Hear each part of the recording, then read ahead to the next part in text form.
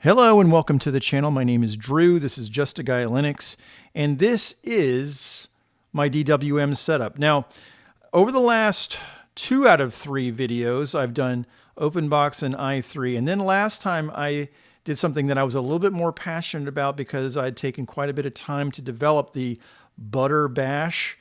But overall, I recognize that that is not for everybody. So I'm going to go back to DWM simply because other people have asked for it, not just in the comments, but directly. And then I am going to move on a little bit more because I am wanting to get away from just the setup stuff and talk a little bit more about other issues. This is the DWM setup page, link in the description below. This is the documentation that I've spent a bit of time on. So I recommend taking a look at the documentation. The video that this one I'm doing right now is good, but there is going to be some stuff that I will miss probably in the video. Hopefully I won't miss it in the documentation. It will show how to do your install. And in terms of what gets installed, I am not using the PyCom version, which is in the Debian packages. I'm using something called FT Labs, which is a fantastic project. WesTerm, going to install the nightly version of WesTerm, my favorite. I'm going to install this for themes, Orcus theme and Colloid icon themes. And then there are, let me go down a little bit because I want to talk about key bindings. Yeah, right here. Now, key bindings can be done using just DWM configuration. Why did I split it into 2? The strategy was so that you don't necessarily have to make one change and then have to recompile. So obviously there are DWM specific key bindings in the config.def.h, which is the configuration file for switching tags and so on. But for applications, obviously, let's say I want to change a browser or add a browser from either change Firefox to Brave or just add Brave as a second browser. I don't have to necessarily go in, make a change, and then have to recompile. I can simply go into the sxhkd.rc and make the change and then restart the daemon. And in order to do that, you just have to hit super escape, which I just did for this i3 build. It's the same key binding for both, okay? We'll definitely talk about key bindings later once we've actually installed DWM.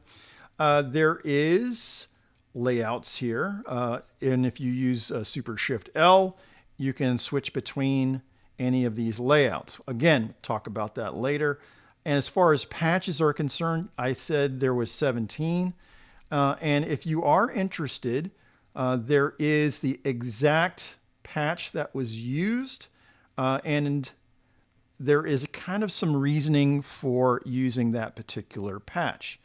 So anyway, let's get to the good stuff. And we're going to, I'm going to actually remove everything from this machine and do a Debian minimal install and then start from there.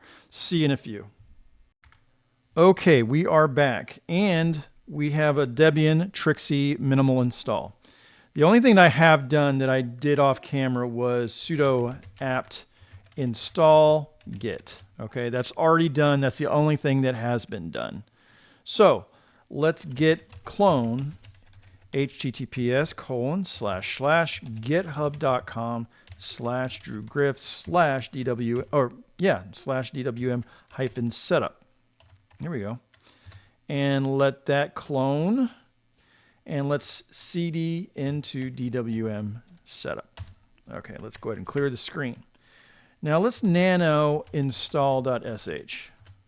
All right. If you've seen other videos of mine, like the i3 setup video, there's going to be some similarities here. I'm going to go down a little bit here, and we're going to get to the core packages. Now, I've been adding a little bit, not a lot, honestly, but there have been some kind of tweaks to Debian 13 that needed to be done, like this libusb 0.1-4.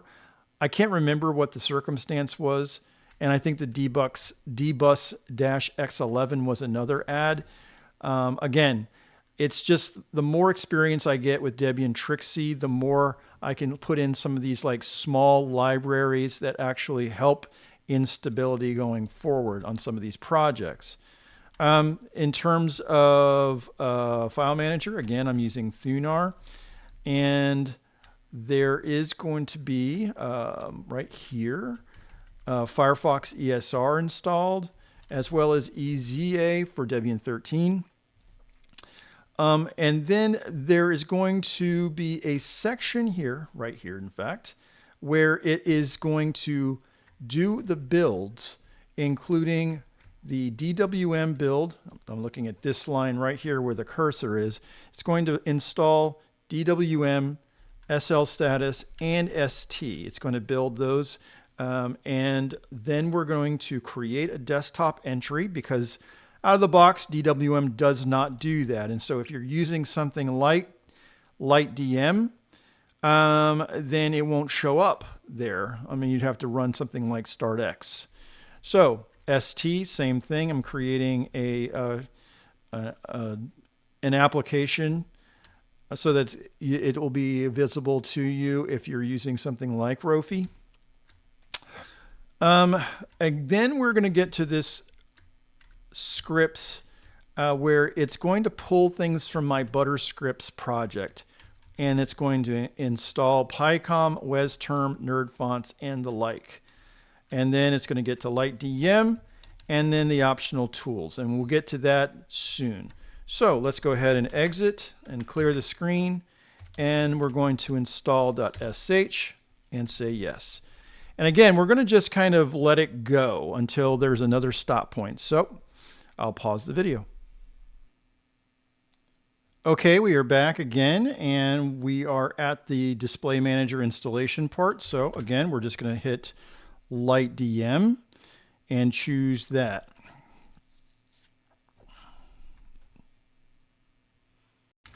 After another pause, we are back to the install option tools. I'm going to say yes here, and I'm going to the Butterscripts installer. And I'm going to use my new Butter Bash for sure and say yes. And do I want to install FZF and ripgrep? And I do, so I hit the Y and it will install those two things for me. Again, this is optional stuff here, okay? Do I want to install Genie? You know what? I think I do, actually. And I might have to, let's just say, let's make it easy and do one. That was just the fastest way to do it. And I will, again, pause for a sec. If you do this, you're going to get asked, do you want the Butterscripts configuration for Genie? Basically, this is the way I set up Genie. So I might as well do it and show it maybe later. Who knows? So I'm going to say yes. And that's all. If you want to install anything else, including FastFetch or NeoVim or what have you, I'm not going to do that now. I've kind of installed a couple things that I'm not going to be demonstrating, so might as well go to return. And I don't know that I need to do anything in the apt package installation. But if you are new to this video, maybe you should see that real quick. All right, and I have already installed Thunar, like I said. You don't necessarily need Flameshot. I think that's installed, and a few other things. But if you want GIMP or something like that, you can certainly set it up to install GIMP. I'm going to skip that. Like I said before, emulators are already installed. If you want an additional text editor, if you want MPV, I'm just going to go ahead and use one. So I'm going to install MPV. I'm going to, let's say, it doesn't even matter. Let's just say 8, who is. It's something I use for my work. So I'm just going to do that. Do I want to install LibreOffice? And the answer is no, because it will take too much time. And let's just say I want to add another thing, and we're going to call it Figlet. And so it will install those 3 packages that we set it up to do. So Should we do it? Yes. And hit enter, and boom, it will install those 3 things quickly. And boom, you're done. Now let's go ahead and reboot. Yes. So that is the setup. You know, basically you can do as little or as much as you want within the setup. I was kind of somewhere in between. So, all right, another epic fail. OBS decided it was going to crap out and close completely when I did my reboot of my test machine. I don't know, but let's move on. So we're going to go over here, make sure that DWM is selected, at least if you're using the Light DM. I'm going to log in. And this is what you are greeted with. This is my version of DWM with the wallpaper and so on. I'm not sure what percentage of people are here are experienced DWM users, or if they are keyboard-centric type users, somewhere along the lines of Hyperland or Awesome WM or BSPWM or something like that. Or if you're just here because you might find this interesting. Regardless, I'm going to try and help you out because I have set up a script that will show what the key bindings are. All right, Super H. When Super H is pressed, you're going to see 2 different types of key bindings. Remember, I split them up into 2 different configurations. Within the DWM config, we've got all of these key bindings, and then within the SXHKD, we have these key bindings. So I needed to have a way to actually show both and a way to kind of discern between those 2 things. So, for example, if you are, let's look at this. Right there, it says Launch File Manager Thunar. And so what I'm going to do, actually, let me go over here to Workspace 2. And I am going to open up Genie. And we are going to the .config, suckless, and then S6HKD. And the RC, okay? So it will show what you are using in this comment. Notice it says launch browser and then paren Firefox ESR Super B, okay? Look what the, sorry, I looked at the wrong thing, but it doesn't matter actually if I look right here. This is exactly what this the help script is doing. It's actually parsing that comment, showing you what that comment is, and then it is taking that Super B or the keybind and put it associated with that comment. So that's how you can go in and change something. Let's just say, again, I'm going to change just the comment. I'm not actually changing the Firefox ESR. I'm not changing that. I'm just going to change the comment and just say Brave, even though it isn't Brave, okay? Just make that clear, all right? And then save. And then now if I hit Super Escape, the only thing that will change is that comment. So let's go back over here and escape. And now let's go ahead and hit Super H again. And when I look at Super B, it should show Launch Browser Brave, which is wrong, but I'm just letting you know that's how you would change the helper. And so make sure that you are keeping your SXHKD format fairly consistent, okay? So let's go ahead and escape. Up at the top, let's look at this right corner here. This is SL status, and it is showing the CPU, RAM, disk space, date, and time. What's something that's fairly new is I'm using, instead of text, I'm just using little glyphs or icons, whatever you want to call it. On the left side, you're going to see the 12 tags that have been predefined. I like having 12 tags. It's just my personal preference. You can always change this later. Right here at the end of that is a slash, which is significant because that means it is the dwindle layout, which is my preferred or default layout. If I use Super Shift L, it will show you the layouts that are part of this particular build. All right, let's go ahead and escape. And I'm going to just open up, I think, let's go with 4. Okay, so let's say Figlet A, and then Figlet B, Figlet C, and Figlet D. Now, enter.